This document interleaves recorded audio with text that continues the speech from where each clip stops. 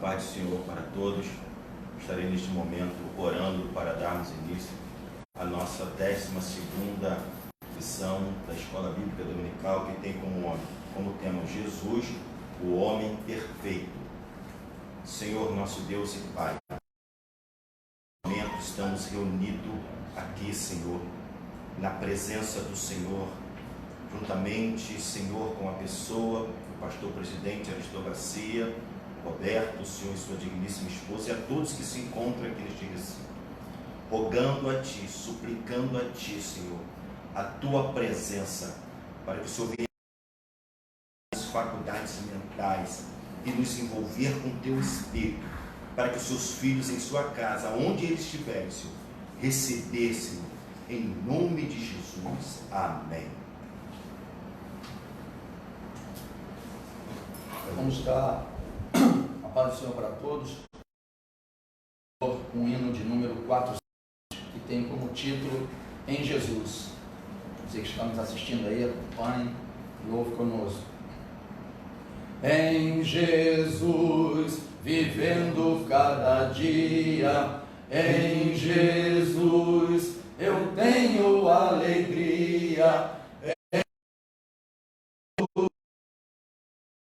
harmonia, em Jesus desfruto a paz de Deus, em Jesus na rocha inabalável, em Jesus no homem comparável, em Jesus no Deus tão adorável, em Jesus o mal não temerei, em Jesus a graça é infinita, em Jesus, ó bênção inaudita, em Jesus minha alma é bendita, em Jesus eu tenho salvação, em Jesus não temo o mal e a morte, em Jesus estou firmado e forte, em Jesus meu barco rumo ao norte, em Jesus eu sempre hei de vencer. Glória a Deus.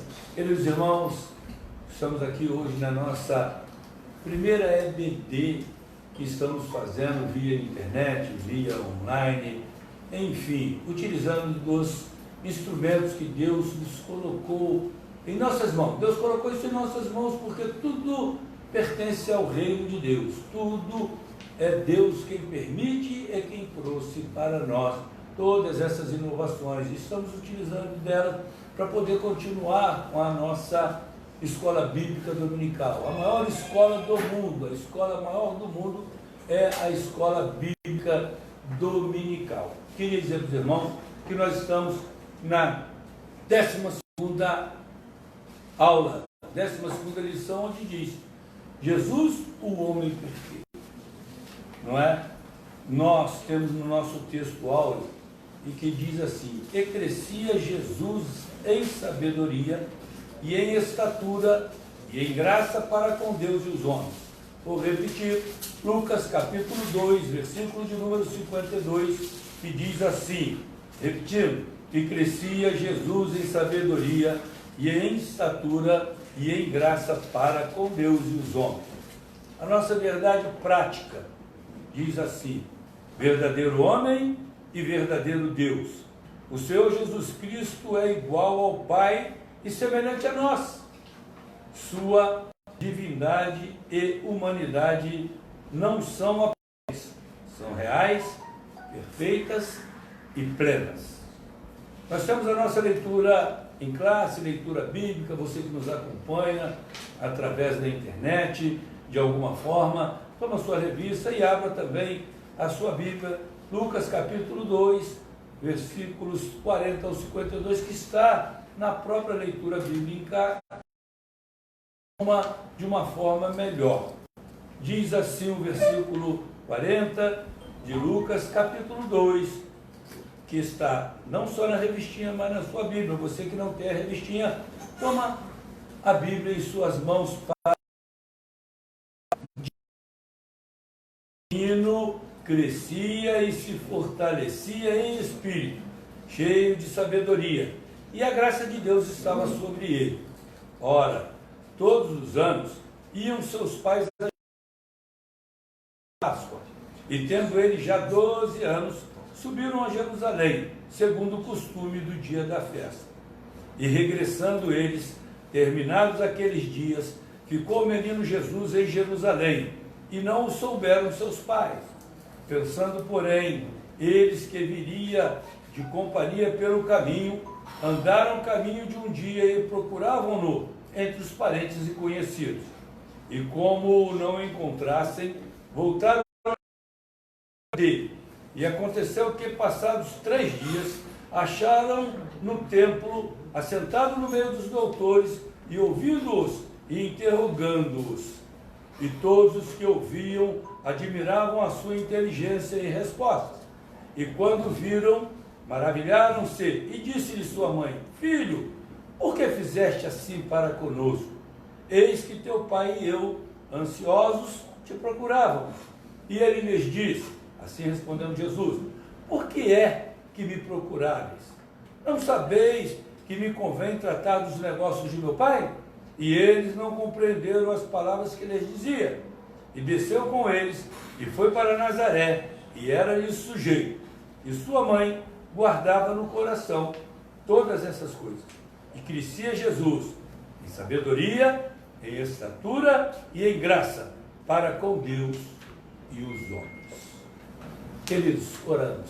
Soberano e eterno Pai, mais uma vez queremos chegar diante do trono da Tua graça e pedir a Ti, ó Deus, que Tu possa abrir os nossos entendimentos, assim como Jesus crescia em entendimento, em estatura. Queremos crescer em entendimento da Sua palavra, Senhor. Guardei Sua palavra em meu coração, diz a Tua mesma palavra, para não pecar contra Ti, Pai. Ensina-nos através do Teu Santo Espírito, nesse momento, Senhor, em que estamos transmitindo essa escola bíblica, Senhor, via internet, ó Pai. Sabe por quê, Deus? Porque nós somos respeitadores das ordens emanadas dos poderes públicos. Estamos aqui, ó Deus, e não deixaremos de Te adorar, de glorificar o Seu nome, ainda que estejamos com dificuldade de vir ao templo, Pai, mas nós queremos Te dizer que nós Te adoramos e queremos deixar isso claro aqui na nossa igreja, a DEG, Assembleia de Deus em Gramacho. Nós viemos aqui para Te adorar, glorificar o Seu nome, para Te bendizer e aprender através do Teu Santo Espírito. Abençoa-nos, ó Deus, em nome de Jesus. Amém. Irmãos, mais uma vez eu quero apenas, antes de passar para o nosso professor, para o nosso querido presbítero, irmão Alex, que está na incumbência de trazer para nós a palavra de hoje, que está na 12ª lição, onde Jesus, o homem perfeito, sim, ele sempre foi perfeito, sabemos disso, e a sua perfeição está conosco. Sabe por quê, irmão? Nós podemos fazer força para sermos perfeitos, porque quando Deus nos criou, lá no livro de Gênesis diz: façamos o homem a nossa imagem e semelhança. Ele foi perfeito, ele foi imaculado, ele não nasceu de homem. Nós nascemos com o nosso pecado original. Mas uma coisa é fato: o sangue derramado na cruz do Calvário pode jogar por terra este pecado original que tivemos. Hoje não somos mais pecadores, somos homens quase que perfeitos, porque a perfeição nós só estaremos no céu, só teremos no céu. Porque no mundo teremos aflições, como estamos tido com esse coronavírus, né? Então, isso veio para assolar todo o povo, todo mundo, está no mundo todo, em todos os continentes, irmãos. Essa situação é preocupante. Por isso nós temos o culto público, a escola bíblica pública. E estamos também com o nosso canal, que já colocamos à disposição dos irmãos. Você que assiste, veja, ouça e faça um joinha, aquele joinha, vá no sininho, quando chegar a você, aperte o sininho, para que nós possamos manter esse canal. Porque isso vai acabar um dia, nós estaremos juntos, nos abraçando, nos confraternizando, para poder chegar diante, né, dos irmãos e ter este contato, porque isso faz parte de nós. Isso você acessa no YouTube, você terá no YouTube, basta colocar, né, o nome da igreja ADEG e pedir, entrou, vai vir. E chegando a nós, você dá o joinha, aperta o sino, para continuar com esse trabalho. Claro, nós vamos continuar depois nós teremos o nosso culto normal, mas por enquanto, em obediência às autoridades constituídas, porque Paulo disse que devemos, com certeza, respeitar as autoridades constituídas, porque toda autoridade provém de Deus. Portanto, irmãos, entenda apenas isso, é por uma questão apenas de cautela que nós não estamos fazendo o nosso culto. Então, mas o nosso culto racional é esse. A nossa fé é inabalável. A fé é o firme fundamento das coisas que não se vê. A certeza, sim, daquilo que se espera. Esperamos, pois, a vinda de Jesus Cristo em glória. Por isso, estamos aqui. Não perca. Vamos agora, daqui um pouquinho, estaremos ouvindo o nosso irmão Alex, né, o nosso professor. Deus o capacitou, porque cada um de nós aqui foi capacitado por Deus, irmão. Todos nós aqui somos dependentes do Espírito Santo de Deus. Nenhum de nós aqui faria nada se dele não viesse. Então está vindo dele e, portanto, por ele e para ele são todas as coisas. Nós iremos agora, né, nos afastar um pouquinho, porque esse é o primeiro EBD de forma online. Então quero que os irmãos saibam e observem. Estaremos com certeza melhorando a cada dia, não é? Vamos chamar o nosso querido presbítero Alex, ele sentará aqui, né? Você fica aqui no meizinho, eu vou ficar aqui ao lado, aqui apenas para observar. Meus irmãos, a paz do Senhor Jesus, amém? Conforme já foi falado, essa é a nossa 12ª lição da nossa revista da EBD, que tem por assunto a raça humana, origem, queda e redenção. E na lição de hoje, ao falar de Jesus como homem perfeito, a lição falando sobre a redenção, porque a obra de Jesus aqui nessa terra especial foi para trazer ao homem, salvação ao homem do seu estado caído. Bem, já foi lido aqui, mas basicamente o assunto, né, dentro do campo da teologia sistemática, é a cristologia. E talvez alguém possa se perguntar, Alex, por que estudar sobre cristologia? E Stanley Orton, teólogo pentecostal norte-americano, ele vai responder da seguinte forma: o Senhor Jesus Cristo é a figura central de toda a realidade cristã. Por isso, as verdades a seu respeito são centrais para o cristianismo. A teologia que depreciar Cristo, preferindo a humanidade como centro, não, em última análise, a plenitude dos ensinos bíblicos. Jesus é o cumprimento de muitas profecias do Antigo Testamento e o autor dos ensinos do Novo. Os cristãos entendem que ele é o Cordeiro que foi morto desde a fundação do mundo, bem como o Rei vindouro. Então, para nós cristãos, não fazer uma teologia onde Cristo seja o centro, a gente incorre em abandonar todos os fundamentos da nossa fé, pois Cristo é quem sustenta, Cristo é o fundamento da fé cristã. Então, olhar para ele somente pelo aspecto humano, poderia se dizer que o cristianismo é apenas mais uma filosofia, mais um conhecimento do campo das ciências humanas, negando assim a sua divindade, a sua autoridade como Deus único e capaz de promover ou de capacitar o homem à salvação. Bem, na introdução, o comentarista diz o seguinte para nós: se na lição passada estudamos sobre o homem do pecado, enfocaremos hoje a encarnação do Filho de Deus como Filho do homem. Apresentaremos o Senhor Jesus Cristo como ser humano perfeito. Nele que devemos pensar, falar e agir. Já de início deixamos bem claro que a humanidade de Jesus não era aparente, mas real. Em tudo era semelhante a nós, exceto quanto ao pecado. Frisamos, outro sim, que as duas naturezas de Cristo, a divina e a humana, não são conflitantes, mas perfeitíssimas e harmônicas. Uma jamais eliminou a outra. É por esse motivo que somente Ele pode salvar o pobre e miserável pecador. Que o Espírito Santo nos ajude a compreender esta maravilhosa e imprescindível doutrina da Bíblia Sagrada.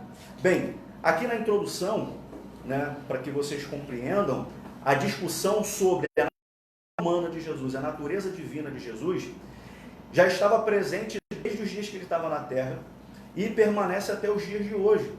Porque quando nós olhamos o Evangelho de Lucas, nós vamos ver que a comunidade que Jesus fazia parte se maravilhava dos milagres que ele fazia, tudo o que Jesus realizava despertava a admiração do povo, porque o que ele fazia não podia ser um simples homem, mas era sim o Filho de Deus. Mas ao mesmo tempo, quando olharam para ele no seu aspecto humano, se perguntaram, como nós lemos lá em Lucas capítulo 4, Jesus tomando o para ler na sinagoga, e é dado a ele o livro de Isaías, e ele vai ler aquela passagem que diz que sobre ele era derramado a unção, e ele era ungido do Senhor para pregar aos pobres, aos cativos, para pregar o ano aceitável do Senhor. Aquelas pessoas ficam admiradas daquelas palavras, admiradas do ensino de Jesus, mas ao mesmo tempo eles olham para Jesus com incredulidade, olhando apenas o seu aspecto humano e perguntando, não é esse o filho de José? Não é esse o filho do carpinteiro? Então daí você já vê essa dificuldade das pessoas entenderem a natureza humana e a natureza divina de Jesus. Por mais recente, nós temos para apresentar para vocês dentro dessa discussão, talvez seja a visão dos teólogos liberais alemães, a exemplo de Rudolf Bultmann, que procurar ou entender esse Jesus de uma outra maneira. Para ele, os conceitos que nós encontramos nos evangelhos são conceitos construídos e atribuídos de Jesus, estranhos até mesmo àquilo que ele entendia sobre si. Ou seja, havia uma idealização de um Jesus que não era plenamente divino, ou talvez nem fosse divino, mas somente humano. E daí surge a discussão e a procura sobre o chamado Jesus histórico e o Cristo. Nós, ou pelo menos para nós hoje, temos isso muito bem definido. Acreditamos na natureza humana de Jesus, mas também na sua natureza divina. Como foi falado já pelo nosso pastor, se não fosse assim, ou como mesmo diz o apóstolo Paulo, tivesse ressuscitado pelo poder divino de Deus, eu sendo ele um homem divino, a nossa fé seria vã. Se nós não crêssemos em Deus como Filho de Deus, não atribuindo a ele a certeza da divindade, a nossa fé seria vã. Então, para que vocês entendam essa discussão, e é importante que a gente conheça e entenda tanto a natureza divina quanto a humana do Senhor Jesus. E aqui no próximo ponto, no tópico 1, nós temos por título Jesus, verdadeiro Deus. Professamos que o Senhor Jesus era e é perfeitamente divino. Ele não era meio homem nem meio Deus, mas totalmente homem e totalmente Deus. Neste tópico, enfocaremos a sua divindade. Dentro dessa dificuldade das pessoas entenderem tanto a natureza divina quanto humana, e as pessoas, pelo desejo de tentar explicar essas duas naturezas, essas duas realidades de Jesus, alguns, até mesmo cristãos, tiveram dificuldades e acabaram produzindo aquilo que seriam heresias, Como foi apresentada a introdução, quando fala que a humanidade de Jesus não é aparente, é porque havia uma corrente de pensamento cristã que afirmava que o corpo de Jesus não era um corpo como o nosso, era um corpo milagrosamente aparente aos homens, para que os homens pudessem vê-lo. Era o chamado docetismo, a doutrina docetista, que linkava com filosofia agnóstica e que negava a materialidade, atribuindo assim ao corpo humano e tudo que fosse material um aspecto negativo e mau, e por vezes até contrário àquilo que fosse espiritual, divino e bom. Então logo eles chegavam à conclusão: bem, se Jesus era Deus, se Jesus era bom, se ele era divino, ele não podia ter tido um corpo humano, um corpo físico, porque essas são duas realidades extremamente conflitantes. Então surge daí essa heresia. Outro também que tem o fundamento, na verdade seja o fundamento do docetismo, é a ideia de mundo dualista, em especial pelo dualismo platônico. A ideia de um mundo ideal, de um mundo bom, de um mundo perfeito, que se contrasta com o nosso mundo, com a nossa realidade, que é um mundo mau, e uma realidade anula a outra. Uma realidade não coexiste dentro da outra. Logo, Jesus não poderia coexistir, tendo uma natureza humana, má, e uma natureza divina, boa. Tudo isso surge a partir dessa dificuldade. A dificuldade de entender que Jesus, como já foi dito aqui, era 100% homem, 100% Deus. Não era 50% homem, 50% Deus, como os meio-deuses da cultura grega, que afirmavam haver filhos dos deuses e logo seriam meio-deuses e meio homens. Não, Jesus era 100% Deus e 100% homem, ok? No ponto que nós falamos sobre Jesus como verdadeiro Deus, o autor faz a seguinte afirmação sobre a eternidade de Jesus com o Pai, que diz assim: o Senhor Jesus, como unigênito de Deus, não somente é eterno, como também é o Pai da própria eternidade. Nós vamos encontrar isso lá em Isaías capítulo 9, versículo 6. Antes de sua encarnação, ele estava no Pai, criou todas as coisas. Suas atividades eternas são lindamente descritas no livro de Provérbios, no seu capítulo 8.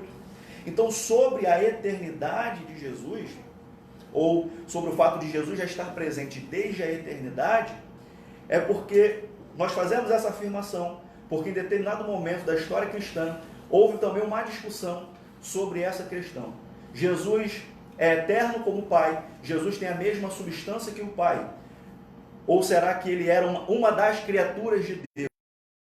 Vamos ter essa discussão lá no Concílio de Nicéia, quando Alexandre, bispo de Alexandria, e Ário, presbítero dessa mesma igreja, começam a entrar em conflito teológico. Porque para Ário, para que vocês entendam melhor, deixa eu ler aqui sobre essa discussão. Deixa eu ver se eu acho aqui.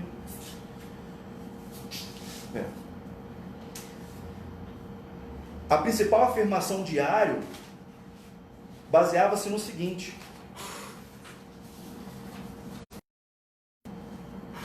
sobre a questão, na expectativa de tentar explicar Deus ou falar de Deus, usou-se muito da filosofia grega.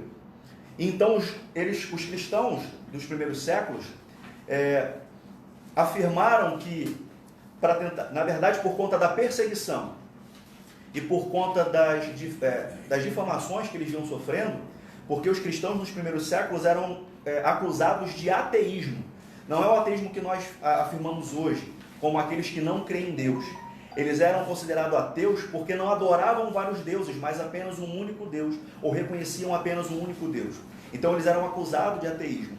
Daí os cristãos, para defender a sua fé, recorrem aos filósofos antigos, dizendo: olha, os grandes filósofos que vocês tanto reconhecem, que vocês tanto respeitam, eles não acreditavam nessa ideia de vários deuses. Eles chegam a acusar os próprios gregos, dizendo que os deuses de vocês são criações de vocês. E eles afirmavam que havia um ser superior, um ser supremo, que governava e controlava o mundo. Então eles começaram a associar essa ideia de um ser único, supremo, que está acima de todas as coisas, com o Deus dos cristãos. Porém, havia uma linha muito tênue entre a concepção do Deus da Bíblia com esse Deus grego, ou com essa concepção grega de Deus.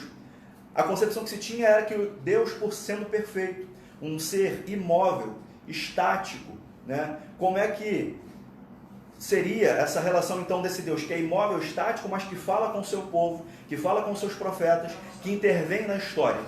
E aí eles vão desenvolver a chamada teologia do Logos, ou da palavra. Deus realmente permanece imóvel, mas ele, pela palavra, pelo verbo, age, intervém no mundo e se comunica com o seu povo. E aí surge então, nos primeiros séculos, através da discussão ou do debate entre Ário e Alexandre, sobre a existência do verbo. O verbo sempre existiu com Deus ou o verbo foi criado em determinado momento? Ario chegava a dizer que o verbo é a primeira das ações de Deus e por esse verbo todas foram criadas. Alexandre vai dizer que não. Jesus, o verbo, a palavra, sempre coexistiu eternamente com Deus.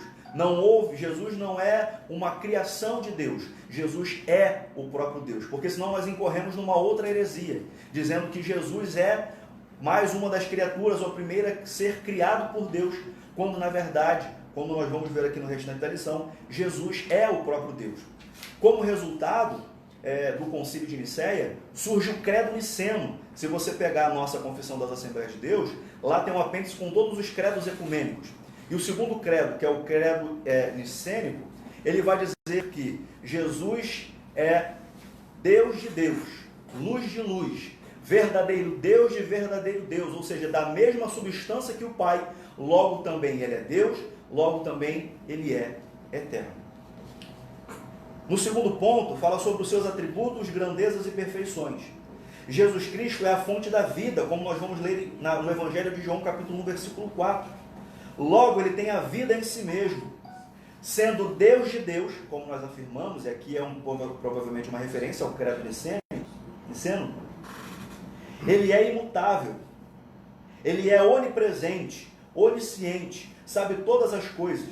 Sua onipotência não pode ser ignorada, porque o poder nos céus e na terra acha-se em suas mãos, como nós lemos lá em Mateus 28, 18 e Apocalipse 1, 18. Por isso, então, que Jesus é eterno. Ele é incriado, ele não foi criado. Ele existe na essência de Deus. Ele é da mesma substância que Deus. Por isso que nós temos a consciência de um Deus trino, de um Deus que existe por si só, não teve criação. Por isso que ele é eterno e eu posso dizer que o homem hoje é imortal. Nós crentes que aceitamos Jesus, o homem não morre mais, mas não somos eternos. Onipotência, onisciência, onipresença são atributos exclusivos de Deus, atributos incomunicáveis de Deus, poderíamos dizer isso, não é verdade? E diante, como nós falamos desses atributos, onisciência diz respeito do conhecimento de Deus sobre todas as coisas. Onipresença fala sobre nada estar fora do alcance da presença de Deus. Não é querer dizer que Deus está em todos os lugares, dando a ideia de que Deus, de certa forma, concordaria com tudo, mas que nada escapa aos seus olhos. Ele tudo vê, ele tudo sabe. E é sobre a sua onipotência, falar sobre aquilo que Deus pode realizar. Ele pode todas as coisas, tudo é possível. Jesus vai dizer para os seus discípulos, olha, tanto na terra, como é importante para nós cristãos ter consciência disso, principalmente nesse momento em que está tudo fora de controle, quando na verdade nós acreditamos que tudo está no controle de Deus e que Deus pode todas as coisas. Quando nós falamos dos atributos de Deus, nós falamos daquilo que são as potencialidades de Deus, aquilo que Deus pode fazer, aquilo que Deus é, aquilo que Deus realiza. Então, se a Jesus, assim como Deus tem todo o poder, assim como Jesus recebeu todo o poder, e Deus tem todo o poder, é em nome de Jesus que nós oramos, pedindo para que Ele intervenha na situação que nós vivemos, pedindo a cura do nosso mundo, a retenção da propagação desse vírus, a proteção de Deus sobre as nossas vidas, porque o mal está no mundo, o mal está operando, mas em nome de Jesus, que tem todo o poder, nós cremos que as coisas podem ser revertidas, que nós podemos ser guardados e que Deus pode nos livrar desse mal. No terceiro ponto, o comentarista ele fala sobre o seguinte: Jesus esvaziou-se de sua glória, mas não de sua divindade. Quando de sua encarnação no ventre puro e virginal de Maria, o Filho de Deus não se esvaziou da sua divindade, mas de sua glória, como nós vamos encontrar lá em Filipenses 2, do 5 ao 11. Conforme podemos atestar pelos versículos já mencionados, o Senhor Jesus, em seu ministério terreno, fazia uso de seus atributos divinos, sempre que necessário. Em sua oração sacerdotal, ele reivindica junto ao Pai não a sua divindade, mas a glória que desde a mais remota eternidade desfrutara no perfeitíssimo e infinito círculo da Santíssima Trindade. Seus discípulos sabiam que ele era Deus. E eu gostaria de ler com vocês lá em Filipenses, capítulo 2, do versículo 5 ao 11, para que você entenda melhor aquilo que o comentarista quer propor, né, sobre o que ele chama, o que nós conhecemos como o esvaziamento de Deus. Cristo não poderia se esvaziar de sua divindade, tá certo? Porque ele era o próprio Deus. Mas esvaziar, sim, de uma glória. Ele disse: quem vê o Pai, vê a mim, ou quem vê a mim, vê o próprio Pai. Né? Então, por isso que eu creio que ficou registrado aí, quando ele, né, se esvazia de qualquer coisa que ele pudesse se tornar diferenciado. Mas ele era o próprio Deus, ele era homem e era Deus. É verdade. Então, Filipenses capítulo 2, versículo 5 ao 11, Paulo está orientando os cristãos de Filipos da seguinte forma: de sorte que haja em vocês o mesmo sentimento que houve também em Cristo Jesus, que sendo em forma de Deus, não teve por usurpação ser igual a Deus, mas aniquilou-se a si mesmo, tomando a forma de servo, fazendo-se semelhante aos homens, e achado na forma de homem, humilhou-se a si mesmo, sendo obediente até a morte, e morte de cruz. Pelo que também Deus o exaltou soberanamente, lhe deu um nome que é sobre todo nome, para que ao nome de Jesus se dobre todo o joelho dos que estão nos céus e na terra e debaixo da terra, e toda a língua confesse que Jesus Cristo é o Senhor, para a glória de Deus Pai. Aqui nós encontramos o chamado esvaziamento de Deus que se propõe. A palavra teológica para descrever esse esvaziamento é kenosis, né? É Jesus esvaziando-se da sua glória, mas não da sua divindade. Interessante que se nós fizermos um contraste com o que foi apresentado na lição passada, onde nós temos o homem do pecado, Paulo escrevendo aos Tessalonicenses, na sua segunda carta, ele vai dizer que a vinda de Jesus ela será precedida pela manifestação do homem do pecado, que se assenta no templo de Deus, querendo parecer Deus, querendo ser semelhante a Deus, buscando a adoração que seria dedicada a Deus para ele, trazendo uma ideia de uma autoexaltação. Em contrapartida, em Filipenses é apresentado o esvaziamento de Deus, o esvaziamento de Jesus, que mesmo sendo Deus, não teve por usurpação ser igual a Deus, mas humilhou-se. Ele abre mão dessa glória para se fazer servo. Não é um homem querendo ser Deus, mas é Deus se fazendo servo do próprio Deus, com propósito. Jesus, ele nunca usou das suas prerrogativas divinas para se autossatisfazer. Isso fica bem claro na chamada tentação de Jesus no deserto. Quando ele está ali 40 dias jejuando, o inimigo se apresenta a ele e diz: olha, se você é o Filho de Deus, e ele está questionando exatamente a divindade de Jesus, se você diz quem você é, se você é realmente Deus, transforme essas pedras em pães para que ele saciasse a sua fome. E aí Jesus vai responder que nem só de pão viverá o homem, mas que toda a palavra que sai da boca de Deus. Jesus está dando a seguinte resposta: os meus atributos que me concedem, que me fazem parte da minha divindade, eu não quero usar para simplesmente satisfazer a minha vontade.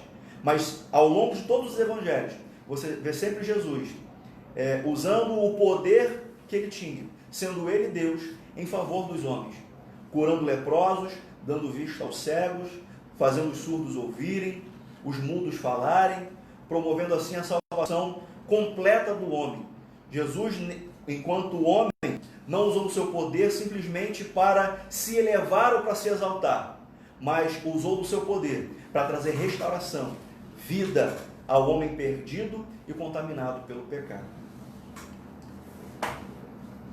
Em contrapartida, o chamado homem do pecado, que é a expressão máxima da rebeldia do homem contra Deus, ele queria se exaltar, porque é ele que vai ao templo de Deus e se assenta no lugar de Deus, querendo ser adorado como Deus, querendo receber a adoração que não é devida. Ou seja, ele se autoexalta, o homem caído ele se autoexalta.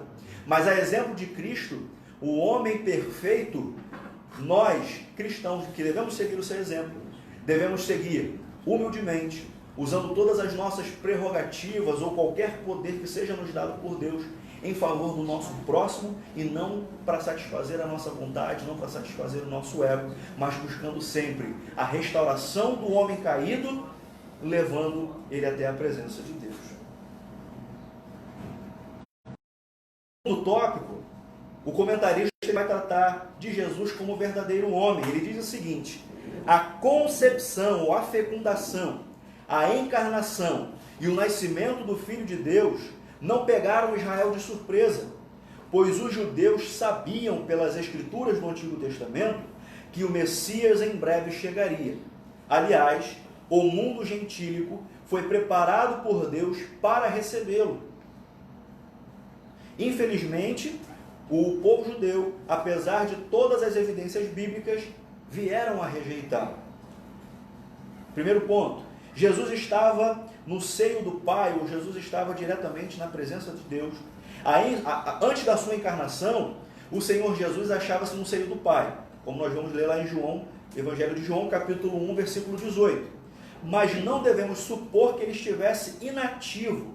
Pelo contrário, ele é eterno, sendo ele eterno e o Pai da eternidade, participou ativamente da criação do mundo. João capítulo 1, versículo 3, vai dizer que tudo que foi feito, também foi feito por meio de Jesus.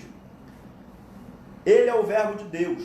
Todas as coisas vieram a existir por intermédio dele. Sendo Jesus Cristo, nada do que existe, existiria. Alguns chegam a crer que Jesus, antes da sua encarnação, poderia estar como de uma forma inativa junto ao Deus.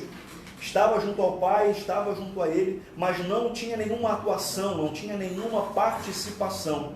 Mas quando nós lemos o livro de Gênesis, falando sobre os passos da criação, quando o homem é criado, nós vamos ver Deus se apresentando na sua plenitude, dizendo: olha, façamos o homem à nossa imagem conforme a nossa semelhança. Igualmente, no episódio da Torre de Babel, nós temos nós temos Deus dizendo: desçamos para ver o que os homens estão fazendo, confundamos a sua língua para que aquela obra que estava sendo feita, aquela torre que estava sendo construída, símbolo e representação da rebeldia do homem contra Deus, fosse desfeita. Então Deus se apresenta na sua forma plena, e ali nós podemos entender e atribuir essas expressões como a apresentação da Trindade, ou da Divina Trindade, já desde a criação do mundo. Então eu posso afirmar que quando esse verbo está no plural, que Jesus realmente existia desde a eternidade. Sim. Tudo que foi feito por ele. E quando ele diz: façamos o homem à imagem e semelhança, essa forma plural já mostra a existência da Trindade. Há coisas que só no futuro nós vamos entender. Por fé, nós cremos. E cremos na palavra de Deus. Portanto, a existência eterna de Jesus Cristo como o próprio Deus, na sua própria eternidade, não existe uma filosofia contrária nos dias de hoje, e ainda que existisse, cairia por terra pela própria palavra de Deus. Então nós sabemos que e filho do Deus Altíssimo. Sim, e não só a existência, mas a ação. Porque aqui nesse ponto, para alguns talvez o que o autor quer contestar, é a concepção talvez da inatividade de Jesus na eternidade. Como se Jesus só começasse a atuar a partir da sua encarnação como homem. O que não é verdade. O que não é verdade. Nós vamos ver dentro dos textos que foram apresentados. E no próprio Evangelho de João, nos seus primeiros versículos, deixa eu até tomar aqui o Evangelho para que você entenda melhor. Quando ele diz: eis que o verbo se fez carne, eu posso dizer isso. Sim. Essa encarnação é o que você acabou de falar. É quando ele se transformou para que viesse ao mundo, quando o próprio profeta Isaías diz: um filho nos nasceu, um filho se nos deu, e o principado está sobre ele, e ele será chamado de Conselheiro, Deus Forte, Pai da Eternidade e Príncipe da Paz. É esse Jesus que nós profetizamos dele. É esse Jesus que tem cuidado do seu povo na terra. Então, no Evangelho de João, as palavras de João são o seguinte: no princípio, como nós lemos lá no livro de Gênesis, que diz: no princípio criou Deus os céus e a terra, João usa da mesma expressão e vai dizer o seguinte: no princípio era o Verbo, e o Verbo estava com Deus, e o Verbo era Deus. Ele estava no princípio com Deus, e todas as coisas foram feitas também por Ele, e sem Ele nada do que foi feito se fez. Então aqui nós podemos concretizar através da palavra que Jesus estava com Deus, que Jesus era Deus e que por meio de Jesus todas as coisas foram feitas também por Ele. No segundo ponto, diz o seguinte, profetizado no Antigo Testamento. O Jesus encarnado, o Jesus homem, foi profetizado na Antiga Aliança. E o autor diz o seguinte: a vinda de Jesus é profetizada em todo o Antigo Testamento. No Gênesis, ele é a semente da mulher. E em Malaquias, ele é o sol da justiça. Entre ambos os livros, há outras profecias carregadas de significados, tanto para Israel como para os gentios. O apóstolo Paulo chega a dizer que muitas das coisas que nós encontramos no Antigo Testamento são sombras daquilo que nós conhecemos e afirmamos hoje ser o próprio Cristo. Como o autor nos apresenta, no livro de Gênesis, nós encontramos a pessoa de Jesus como a semente da mulher. Aquela semente que Deus vai dizer que da semente da mulher ele suscitaria alguém que esmagaria a cabeça da serpente. Em Malaquias, ou em todos os outros livros, na verdade, nós vamos sempre encontrar uma certa referência, não direta, mas indireta a Jesus, e nós vamos entender que Jesus está presente em toda a Escritura. Jesus é o centro de toda a Escritura. Todas as afirmações que nós temos, várias profecias, apontam para o Cristo, para o Jesus, Filho de Deus, mas também para o Jesus, Filho do homem. No final ele diz assim: Jesus é o tema das duas principais alianças da história. A aliança feita com Abraão e a aliança feita com Davi. Em Abraão, a promessa que havia de ser feita é que em Abraão seriam benditas todas as famílias da terra, através da descendência de Abraão. E através de Davi, Deus vai dizer que a casa e o trono de Davi seriam eternos. Isso se cumpre através de Jesus, porque Jesus, como homem, é descendência tanto de Davi como de Abraão. No Evangelho de Lucas, nós vamos encontrar uma particularidade, é que Lucas, ao traçar a genealogia de Jesus, ele não começa a partir de José, ele começa a partir de Maria e vai até Adão. Então nós vamos encontrar na genealogia de Jesus, a partir de Lucas, tanto Davi quanto Abraão. Então Deus cumprindo as profecias que foram feitas, tanto Abraão quanto Davi, no Jesus, Filho do homem. No terceiro ponto, diz o encarnado no Novo Testamento. O Filho de Deus tornou-se de fato carne. João capítulo 1, versículo 14 diz: e o Verbo se fez carne e habitou entre nós, e vimos a sua glória como a glória do unigênito do Pai, cheio de graça e verdade. Sua humanidade, volto a repetir, não era ilusória, é real. Embora concebido sobrenaturalmente, o seu nascimento foi tão natural quanto o nosso. Sentiu nossas dores e incômodos, teve fome e teve sede. No jardim da agonia, experimentou profunda tristeza. A nossa semelhança à humanidade de Jesus era completa. Ele tinha corpo, alma e espírito. Então aqui o autor vai afirmar que ainda que a concepção de Jesus acontecera de forma sobrenatural no ventre de Maria, Jesus era divino, mas também ao encarnar, em um corpo humano, se fez humano. Isso se deu através de Maria. E como homem, Jesus também tinha necessidades como nós temos.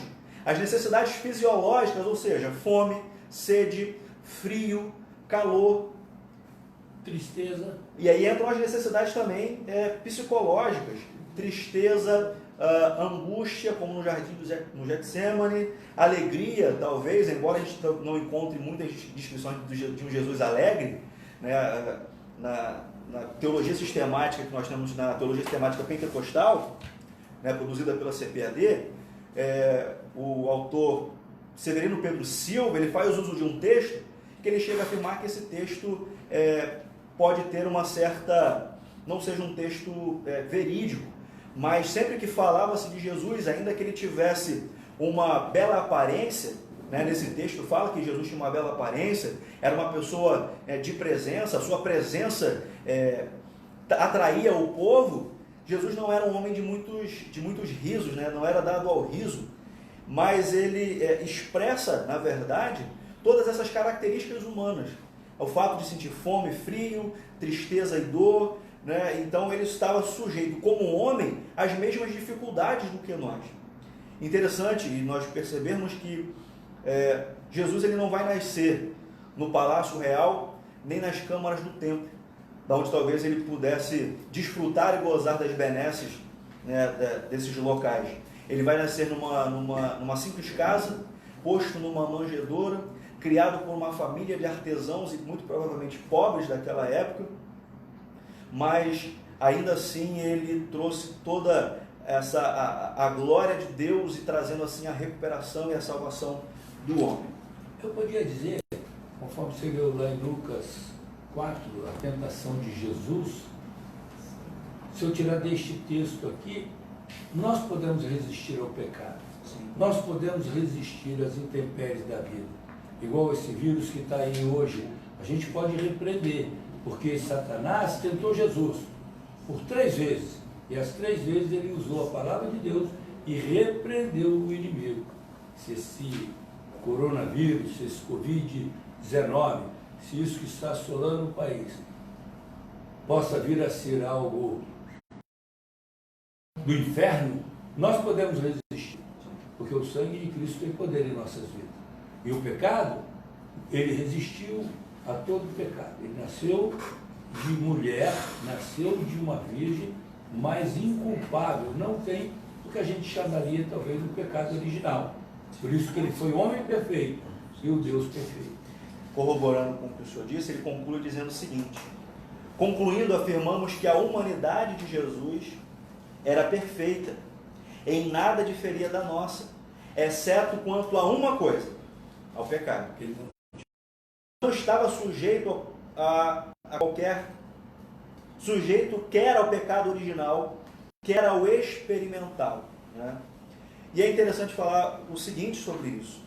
Não quer dizer que Jesus não estava sujeito no sentido de que, por 4, na tentação, é dizer, na verdade, que ele não se sujeitou ao pecado, porque talvez ele pudesse pecar.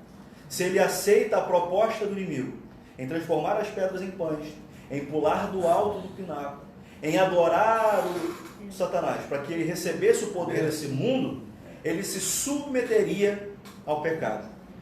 É importante dizer que Jesus, então, ele não se submete, porque como homem ele poderia fazê-lo, mas ele opta por ser obediente a Deus, fiel a Deus e viver uma vida livre do pecado, livre do desejo de se rebelar contra Deus e de usar da sua divindade para um benefício próprio. No 4º ponto aqui sobre a humanidade de Jesus, vai dizer que Jesus nasceu dos tempos.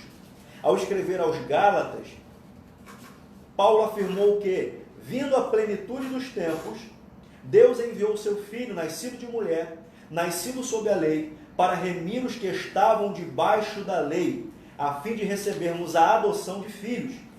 Em sua presciência, Deus levantou 3 significativos povos e culturas, a fim de preparar o mundo para recepcionar seu Filho e para cooperar na divulgação universal do Evangelho. Israel, através das sinagogas espalhadas por todas as nações, a Grécia, por intermédio do seu idioma e filosofia, né? A filosofia era usada para o exame natural das coisas pela luz natural da razão. E, finalmente, Roma, por meio de suas leis, governo e estradas de excelente qualidade. Então, o autor vai afirmar o seguinte: né, sobre o que seria essa plenitude dos tempos, né? Jesus nasce na plenitude dos tempos. Paulo diz que Jesus nasceu na plenitude dos tempos. Por que isso? Porque o mundo estava propício para receber o Cristo e para que a mensagem de Deus, a mensagem de Cristo, ganhasse o mundo.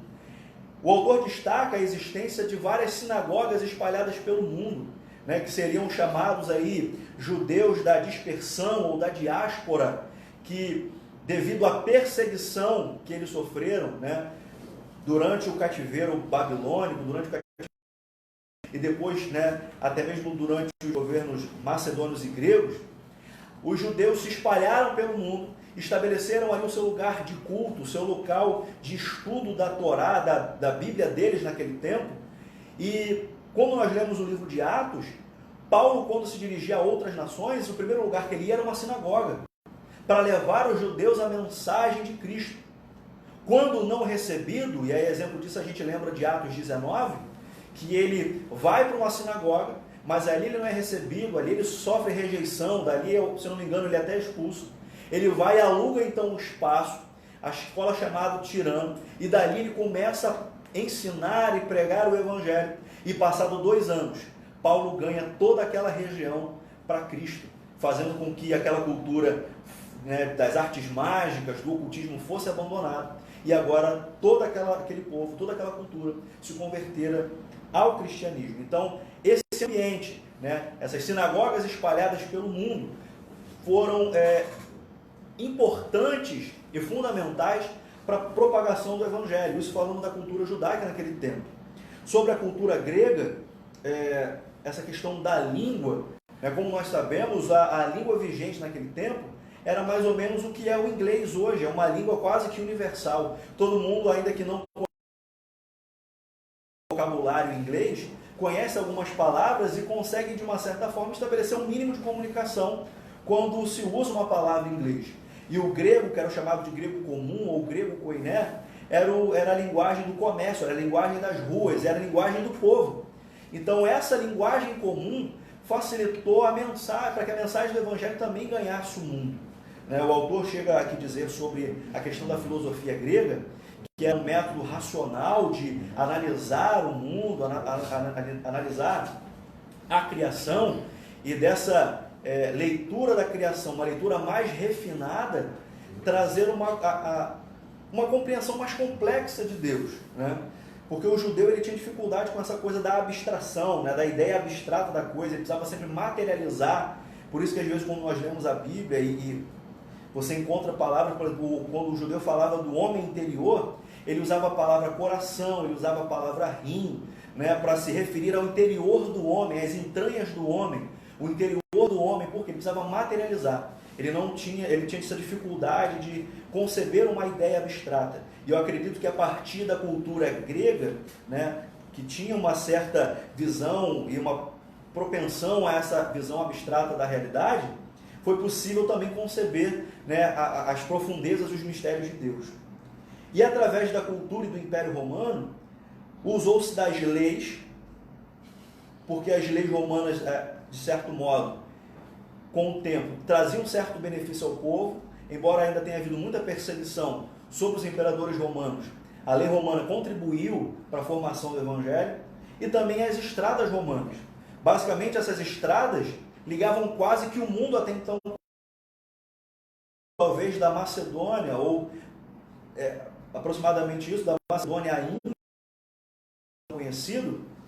Então, havia essa fácil movimentação pelas estradas romanas, que nós encontramos algumas até os dias de hoje. Passado aí 2000 e poucos anos, essas estradas ainda existem, tendo em vista a sua qualidade. Então, os comerciantes que usavam essa estrada, os soldados que usavam essa estrada, os peregrinos que usavam essas estradas, levando a mensagem do Evangelho através de uma linguagem comum, visitando as sinagogas, foi proporcional ou benéfico para que a mensagem do Evangelho fosse propagada, e por isso se afirma que Jesus nasceu na plenitude dos tempos.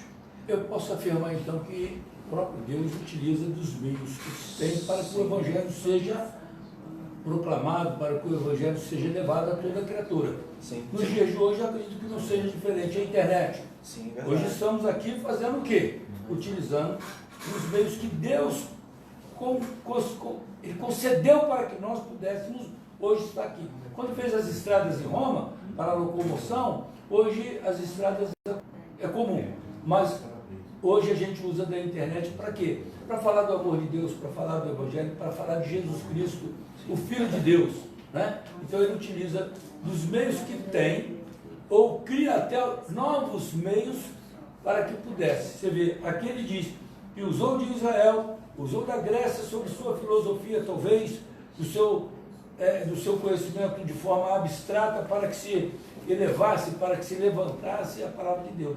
E hoje eu agradeço a Deus pela sua bondade de nos permitir fazer uma live, fazer uma internet, para que chegue a palavra do Senhor nesse estudo para todos os nossos irmãos.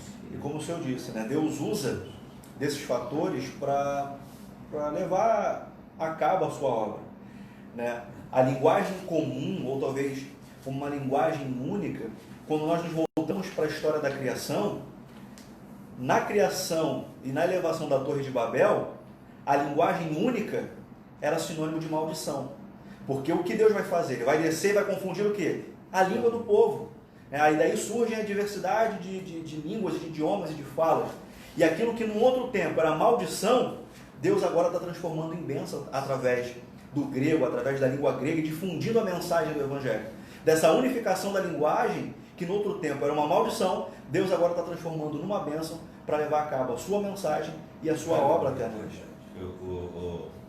Alex, eu também entendo assim, que o pastor falou agora.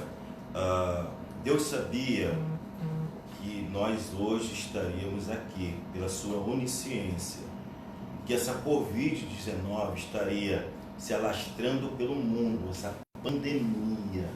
Eu vejo a internet como o próprio Deus falou, é a árvore que está no meio do jardim, né? Ela produz dois tipos de fruto, o fruto do conhecimento do bem e do mal e da vida. Então, assim, se a gente souber utilizá-la, ela vai trazer benefícios, né? Mas se a pessoa não souber utilizá-la, ela vai trazer morte.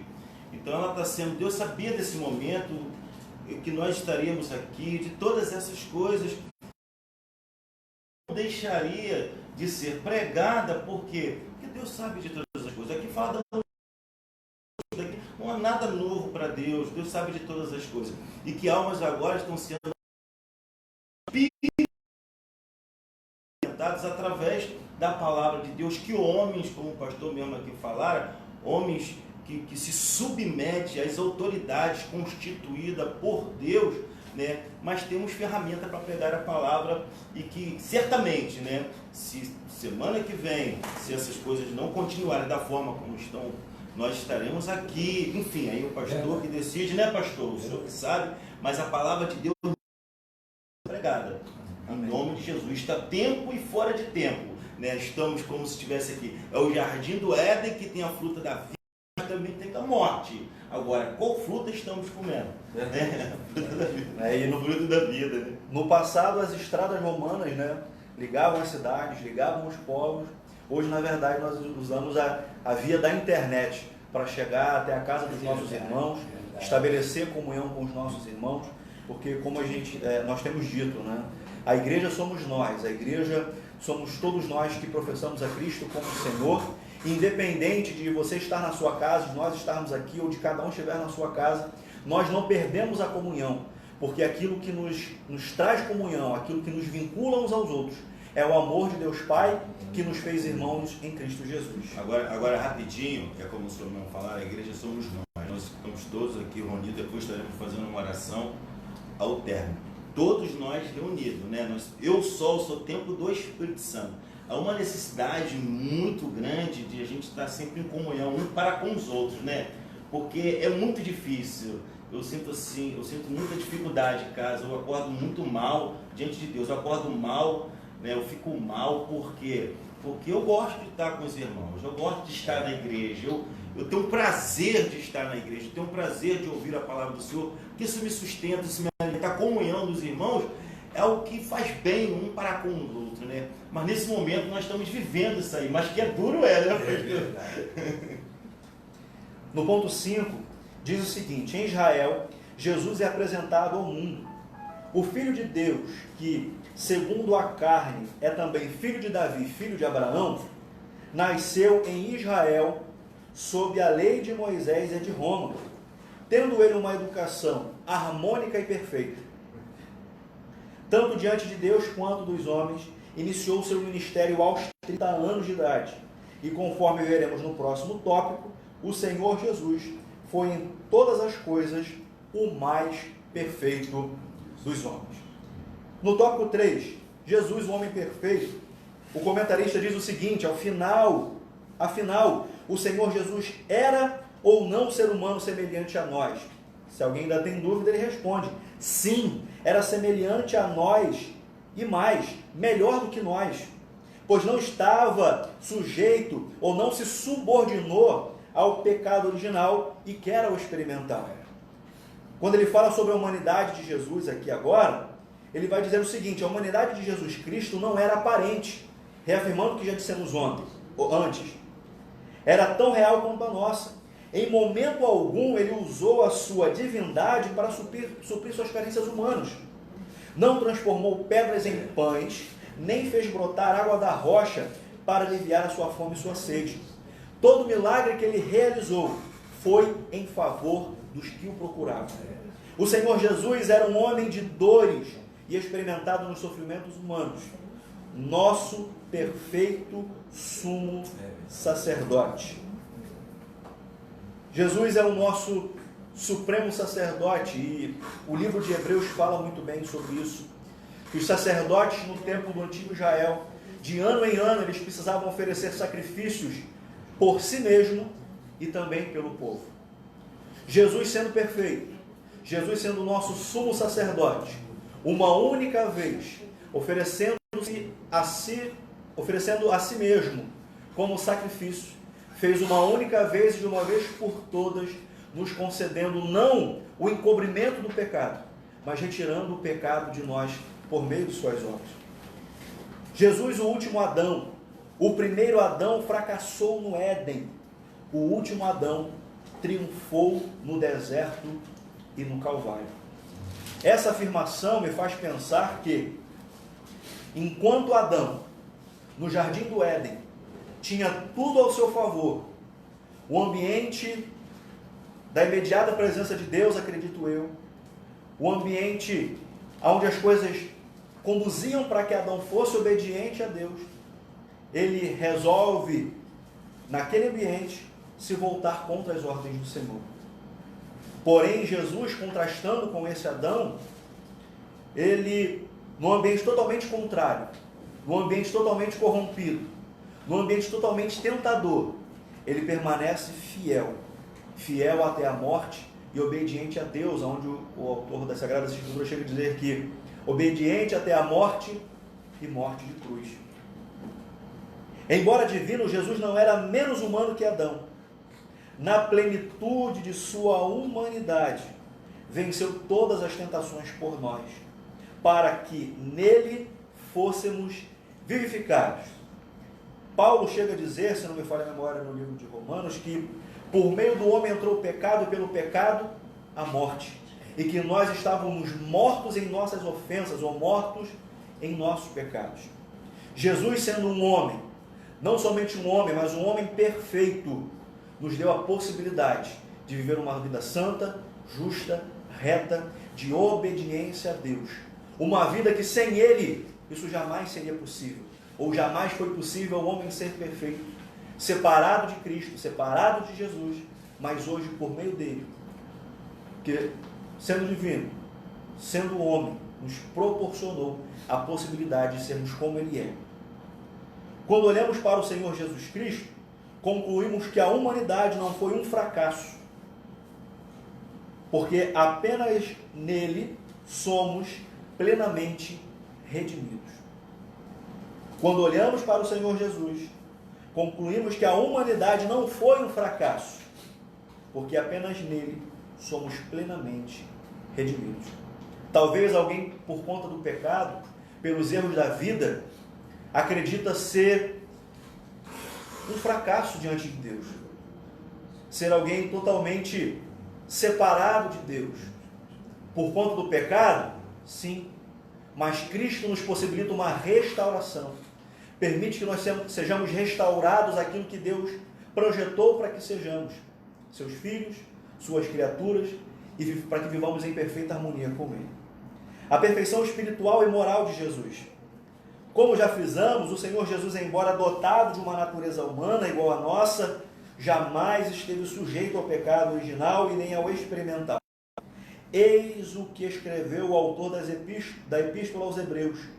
Porque nos convinha tal sumo sacerdote, santo, inocente, imaculado, separado dos pecadores e feito mais sublime do que os céus. Tanto no falar quanto no agir, Jesus era perfeito. Nenhum dolo ou engano achava-se em seus lábios. Ele era perfeitíssimo em todas as coisas. Ele é um modelo.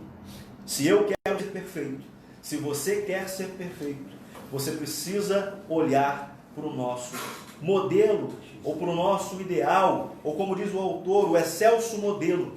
Esse é Jesus Cristo, que mesmo sendo homem, não se sujeitou ao pecado, não se rebelou contra Deus, mas foi fiel. Se você quer ter alguém em quem se espelhar, se espelhe em Jesus. Porém, Paulo nos diz o seguinte: sede meus imitadores como eu sou de Cristo. Nós, como cristãos, temos o dever de espelhar aquilo que Jesus foi. Temos o compromisso como cristãos de manifestar a imagem de Deus aos homens. E isso só é possível por meio do seu Filho. Concluindo o nosso estudo, o autor vai dizer o seguinte: olhando firmemente para Jesus, o autor e consumador da nossa fé, chegaremos à estatura de varão perfeito, ou à estatura de homem perfeito. Homens e mulheres moldados pelo Espírito de Cristo. Ele é o nosso consumado exemplo em todas as coisas. E por ele ansiamos. Quando do arrebatamento da igreja, estaremos para sempre com o nosso amado Salvador Jesus Cristo, verdadeiro homem e verdadeiro Deus. Amém? Louvado seja o Cordeiro. Finalizando a nossa lição, nosso estudo de hoje, nós falamos sobre a pessoa de Jesus, sobre a sua natureza humana e sobre a sua natureza divina. Afirmamos que o Senhor Jesus é 100% Deus, mas também 100% homem. Ainda que como homem foi perfeito, nos possibilitando um modelo, nos possibilitando acesso ao Pai, trazendo a nós, ou a toda a humanidade, que por causa do pecado, nós estamos estudando sobre a raça humana, origem, queda e redenção, que por causa do pecado foi afastado de Deus, e toda essa afastada de Deus foi gerando rebeldia, foi gerando desobediência, foi gerando afastamento, trazendo sobre nós a morte espiritual, e aqueles que permanecem nesse estado provarão da chamada morte eterna. Porém, ao olharmos para Cristo, tomando Ele como exemplo, entendendo que nada somos e nada temos, que somos dependentes de Deus para todas as coisas, nos voltando para Ele, alcançamos então a vida eterna. Se ainda assim, se por algum motivo, e talvez quem sabe, passando por esse momento, experimentando a morte, por causa dessa epidemia que se espalha, temos a esperança de que assim como Deus ressuscitou Cristo dos mortos, nós também ressuscitaremos com Ele, encontraremos com Ele nos ares e viveremos para sempre, gozando da sua eterna presença, nos alegrando na eterna presença de Deus. No Evangelho de João, capítulo 14, Jesus disse que para nós existe um lugar reservado na presença do Pai. Tome posse dessa palavra, receba Jesus na sua vida caso você não tenha recebido. Receba uma injeção de ânimo, porque a verdade é que esse tempo pode causar em nós tristeza, angústia, aflição, mas eu quero dizer a você, meu irmão e minha irmã que nos acompanha, tenha fé, creia no Jesus que morreu e que nos dá acesso a Deus e a vida eterna. Que Deus vos abençoe, em nome de Jesus. Queridos, é uma palavra de verdade. Eu não vou mudar nada, nem falar nada, mas eu queria apenas que você verificasse o que Paulo escreveu aos Efésios, no capítulo 4, no versículo 13, que já foi falado aqui, diz assim, né? Que já fora dito, tivemos uma explanação sobre o homem perfeito, que é Jesus Cristo, através do nosso querido irmão, o presbítero Alex, e nós teremos, sim, certamente, novos estudos desses via online, até que Deus resolva de outra forma. Não deixaremos. Paulo disse que mesmo quando estava preso, ele era livre para adorar o Senhor. Ainda que estejamos presos na nossa casa, mas nós somos livres para glorificar e exaltar o nome do Senhor nosso Deus. E o faremos isso por essa live, por essa internet, por esse Facebook, pelo YouTube, não importa a forma com que nós iremos fazer. O que vamos fazer é continuar adorando, e a nossa comunhão é através do Espírito Santo. A nossa igreja, uma igreja de amor, uma igreja de carinho, de respeito, e nós estamos juntos, ainda que distante. Estamos. Lembra quando eles oravam reunidos lá e Pedro estava preso, não foi isso?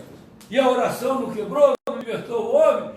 Você orando em casa, você com seus filhos, ou você com um irmão em Cristo, igual nós estamos aqui, porque nós estamos aqui, os nossos pastores, pastor Walt, nós estamos aqui com o presbítero Ismael, presbítero Roberto, pastor Écio, a minha querida esposa, a irmã Valéria, pastor Ademir, nós estamos aqui com o diácono Mal, o pastor Eliseu, que estamos na telinha aqui, que nós ainda não temos instrumento para rodar, não é? Nós ainda vamos ter, não é? Porque nós somos simples, mas nós estamos sempre caminhando. Né? Que Deus abençoe o meu irmão Alex, que Deus continue abençoando, porque nós somos uma igreja que sentimos falta do calor humano. Eu já disse aqui e quero apenas dizer, eu fico nervoso de não poder abraçar meu irmão. Eu fico distante, eu fico com um problema. Eu tenho vontade. Então, queridos, o que eu quero dizer? Ainda que aconteça dificuldades, nós somos livres para adorar o Senhor. Mas eu quero falar alguma coisa sobre a fé, que está no versículo 13 do capítulo 4 do livro aos Efésios. Até que todos chegamos à unidade da fé. Nós temos nessa igreja uma unidade da fé. Nós somos unidos por fé. Nós somos unidos pelo amor. O amor é a perfeição do crente. Nós somos unidos pelo amor. Não temos divergência alguma. Ainda que tenhamos, de repente, uma dificuldade qualquer, mas não temos divergência. O nosso caminho é o céu. O nosso caminho é Cristo. Paulo escreve isso para nós, deixa escrito, né, que ele vem, o nosso caminho é Jesus, o nosso alvo é Jesus, não há outro alvo. E ele diz aqui, eu vou repetir, até que todos chegamos à unidade da fé e ao conhecimento do Filho de Deus. É o que fizemos aqui hoje, agora, né, falando sobre o Cristo perfeito. Há varão perfeito à medida da estatura completa de Cristo. Sabe qual é a minha estatura? A minha estatura, a sua estatura? É a estatura de Cristo. Nós somos feitos em imagem e semelhança dele. E aquelas promessas feitas lá na cruz do Calvário ainda está sobre nós. E um dia, quem sabe, de repente está bem próximo. Não sei, os sinais todos já estão acontecendo. Pastor, você está sendo fatídico? Não, porque desse dia ninguém sabe. Nem ele disse, somente o Pai sabe. Ninguém sabe esse dia. Nem Jesus ali na sua humanidade não sabia, talvez, porque não era dado a conhecer a nós. Então, queridos, nós vamos estar orando, terminando. Eu queria que você, assim que recebesse no YouTube, fizesse um joinha, fizesse o sino, apertasse o sininho, porque nós precisamos de manter esse canal e precisa da sua participação. Este canal será utilizado para isso, para um estudo onde você não possa estar, que às vezes você está em trabalho. Nós estaremos, né, transmitindo. O pedido do nosso pastor, na verdade, em relação ao YouTube, é que os nossos irmãos se inscrevam no canal. A gente precisa de pelo menos 1000 inscritos para que a gente possa transmitir também, fazer as nossas lives, fazer o vídeo de comunicação com os nossos irmãos. A nossa proposta hoje é levar a igreja até você, tendo em vista que você não pode mais, nós não podemos no momento estar na igreja, mas a igreja quer e deve estar junto a você, a gente vai usar esses canais para isso. Então, em relação ao YouTube, inscreva-se no canal. Vai lá no YouTube, bota a DEG Oficial, procura o nosso perfil lá e se inscreve nessa comunicação. Amém. Viu? Além de grande professor, é técnico em informática. Aqui nós temos de tudo, irmão. Essa igreja é uma igreja perfeita. Perfeita do ponto de vista técnico e é apenas algo para chamar a atenção dos irmãos, para que nós possamos valorizar os nossos irmãos aqui, que nós temos homens que foi capacitado. A Bíblia diz, e já falamos sobre isso, que ele crescia Jesus em estatura e em conhecimento. E esse conhecimento é que nós queremos transmitir a vocês. Logo mais, eu já quero deixar registrado, daqui um pouquinho o pastor Eliseu estará orando, né, para terminar. Nós estaremos impetrando a bênção apostólica, porque eu quero repetir aos irmãos, hoje ainda, a partir das 18 horas, estaremos aqui reunidos para colocarmos o nosso culto online, para que você em casa possa cultuar a Deus conosco. Não deixe de assistir e inscreva-se, como ele disse, no nosso canal, para que nós possamos ter condições de continuar fazendo esse trabalho. Nós vamos adquirir um material, uma câmera, para que facilite um pouquinho mais para nós.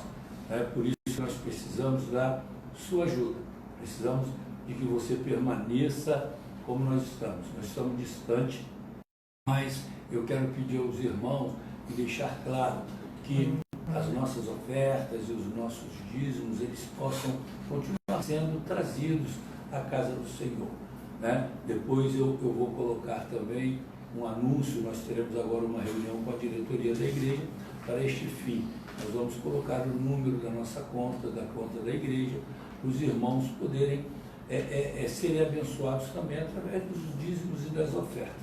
Por isso que é isso, porque as nossas despesas continuam, não é verdade?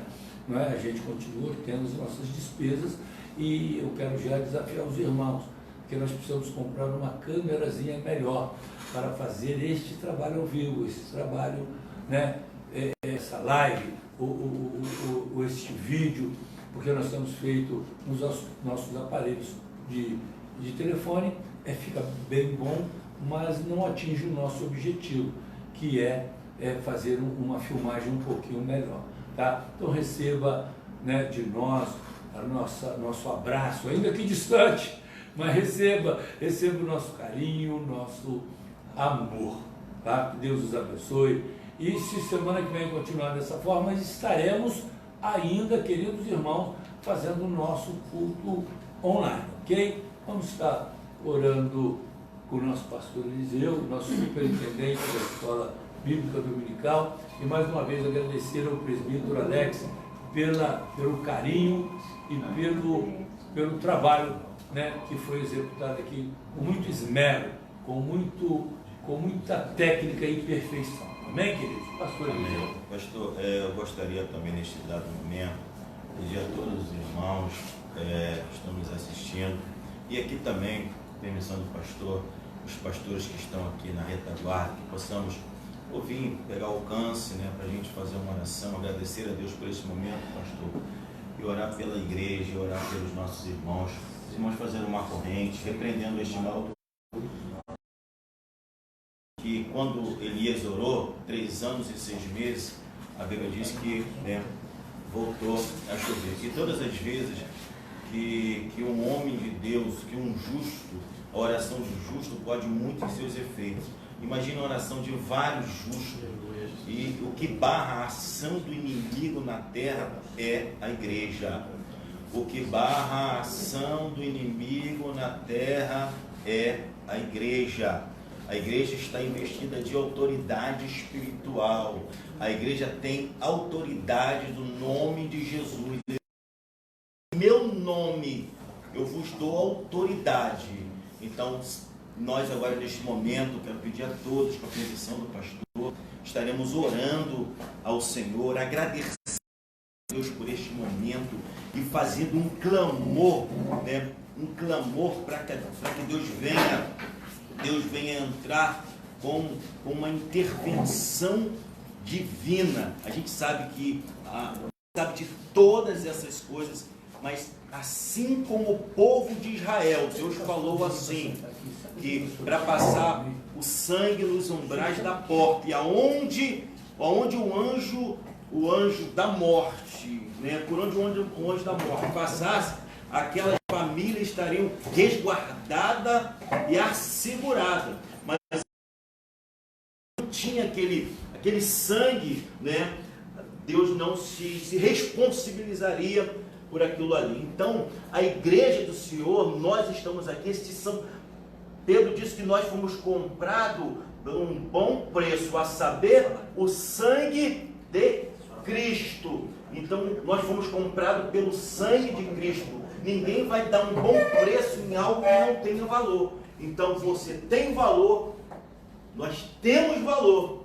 E nessa autoridade do nome de Jesus, nós estaremos aqui clamando a Deus pelos nossos irmãos, clamando a Deus pela igreja, clamando a Deus pela nação, né? Então, assim, vamos aqui agradecer ao Senhor por este momento, hein, pastor? Cada um poderia fazer esta oração, né?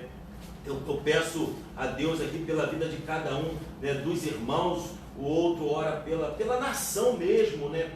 Pelo Brasil, para que Deus entre com intervenção nessa nação, que essa nação pertence ao Senhor, e o inimigo tem tentado assim, de todas as formas a impedir o avanço da igreja, o crescimento da igreja, e nós só vamos ganhar em nome de Jesus através, irmãos, através da nossa vida com Deus. Fora isso não adianta, né? Eu vou estar orando aqui neste momento aqui pela vida dos nossos irmãos, né?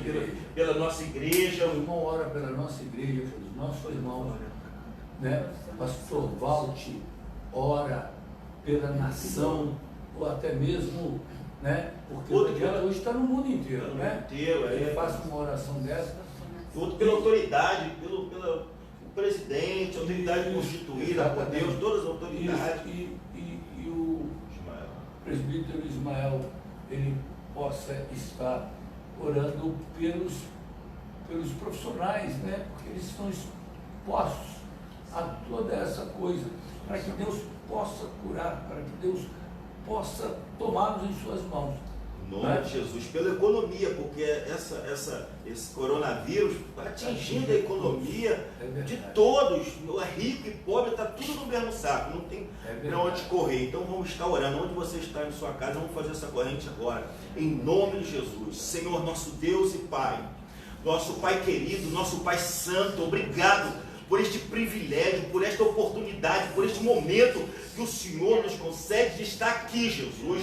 Pai, como é difícil para nós estar ausente dos nossos irmãos, porque somos uma família. Senhor, somos uma família, tua família perfeita, a família falha, mas elas se amam, elas não conseguem viver longe uma da outra, Pai. O pai do filho, o filho do pai, da esposa, meu Pai. Assim é a sua igreja, Pai. Somos uma família, Senhor, e temos essa necessidade, Senhor, espiritual, Senhor, essa necessidade sociológica, física, Senhor, emocional, de estarmos juntos em comunhão um para com os outros, e que esse espírito, Pai, que venha agindo contra a sua igreja, Pai, contra todo esse mal, Senhor, contra a vida dos nossos irmãos, Pai, esse espírito, Pai, do mal, Senhor, nós barramos a ação desse espírito, nós barramos em nome de Jesus o avanço desse espírito, de onde ele está vindo, Pai, em nome de Jesus,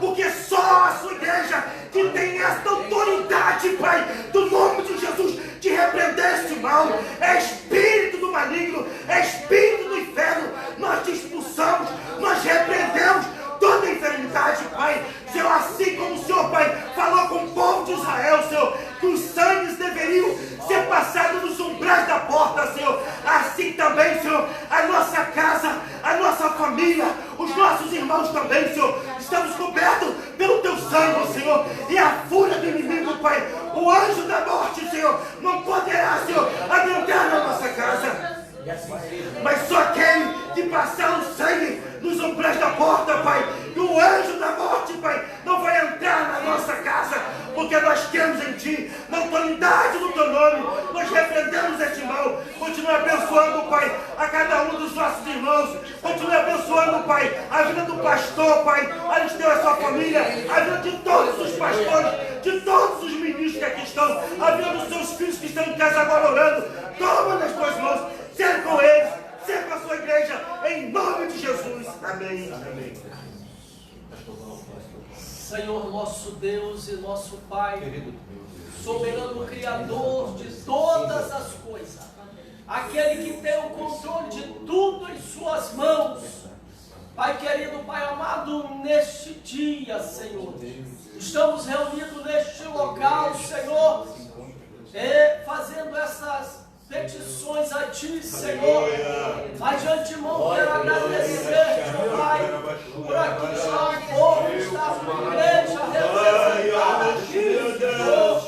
Eu te pedi, Pai querido, Pai amado, pela nossa nação, pelo Brasil, Senhor, que tem sido atingido, Senhor, por esse vírus tão terrível que tem causado algo tremendo que tomou conta do mundo praticamente todo, Pai amado, Pai querido, e as autoridades, Senhor, de saúde, Pai, eu quero entregar, Senhor, todos os médicos, todos os enfermeiros nas tuas mãos, Senhor, aqueles que todos os profissionais incluídos, Senhor, na saúde, de uma forma direta ou indireta, Pai querido, Pai amado. Eu quero te entregar, Senhor, as autoridades a nível federal, Senhor, ali, Senhor, presidente da República, juntamente, Senhor, com a área de saúde, da sabedoria, Senhor, para delinear, para determinar, Senhor, a área de saúde ali, Senhor, o melhor que deve fazer, Senhor, que o Senhor antes, Senhor, eu quero te entregar, Senhor, as autoridades, Senhor, na área, Senhor, na área estadual, Senhor, na governador, Senhor, secretário de saúde, todos que estão subordinados a ele, e quero te entregar, Senhor, a área de saúde, de âmbito municipal, Senhor, o nosso prefeito, Jesus amado, as autoridades também desta área de saúde, faz com que nesta hora, Senhor, tem que haver união, Senhor, para que o objetivo seja alcançado. Mas, Pai querido, Pai amado, soberano Criador, o Senhor tem tudo na mão, o Senhor tem o controle, Senhor, livra-nos, Senhor, deste mal. Eu sei que muitas coisas ruins têm acontecido fora do país e dentro do nosso Brasil, mas está nas tuas mãos, Senhor, aquele que habita no esconderijo do Altíssimo, a sombra do Todo-Poderoso descansará. Eu já te agradeço por tudo, Pai amado, em nome de Jesus. Maravilhoso Deus, Santo e Eterno Pai. Queremos rogar ainda, Senhor Deus, pelos familiares, meu Pai, daqueles que estão trabalhando agora, Senhor, no posto de saúde, aqueles que estão nos hospitais, meu Pai, toma essas famílias em tuas mãos, aqueles que estão aflitos, meu Pai, preocupados, os seus parentes que estão trabalhando, Senhor Deus, nesse exato momento, toma as famílias em tuas mãos, Senhor Deus, ainda nós queremos te rogar e pedir, Senhor, toma os policiais em tuas mãos, os bombeiros, ó Pai, que não podem estar em casa, Senhor, aqueles que estão trabalhando nesse momento e não podem estar em casa, Senhor, vai de contra cada um nesta hora. Ainda, Senhor Deus, quero me rogar e pedir, toma, Senhor Deus, a tua igreja na terra em tuas mãos, não só a Assembleia de Deus em Gramado, mas todas as igrejas, Senhor, estamos teus céus em tuas mãos, que o Senhor venha guardar, Senhor Deus, de toda essa peste que tem, Senhor Deus, sulapado o mundo nesta hora. Toma, Senhor Deus, a cada um em tuas mãos, nos guarda, Senhor, nos livra deste mal. Nós te rogamos e lhe pedimos, Senhor, ser conosco, nos ajudando, nos dando força, Senhor Deus, nos livrando de todo o mal, Pai querido. É que a tua igreja te pede, é que nós te rogamos e lhe pedimos, no nome de Jesus. Amém. Amém. Glória a Deus. Graças a Deus. Louvado seja o teu santo nome. Senhor, nosso Deus, nosso Pai, esta EBD de hoje, da manhã deste dia, está terminada. Nos despede agora em paz, Senhor, nos levando para os nossos lares, embaixo das tuas mãos potentes e poderosas, nos guardando, nos livrando de todo mal. Visita cada lar neste momento, Senhor. Dá-nos, ó Deus, uma tarde próspera, uma tarde abençoada. Logo mais o culto, Senhor, já foi falado. Pai, toma a direção de tudo. Que tudo seja para a honra e glória do teu nome. Amém. Amém. Querido, receba a bênção apostólica, faça assim com a mão de vocês. E que a graça redentora e salvadora do nosso Senhor Jesus Cristo, o amor de Deus, o nosso Pai, e a comunhão e as consolações do Santo Espírito, seja com cada um dos irmãos que aguarda a vinda bendita do nosso Senhor Jesus, e todo o povo de Deus diga: Amém.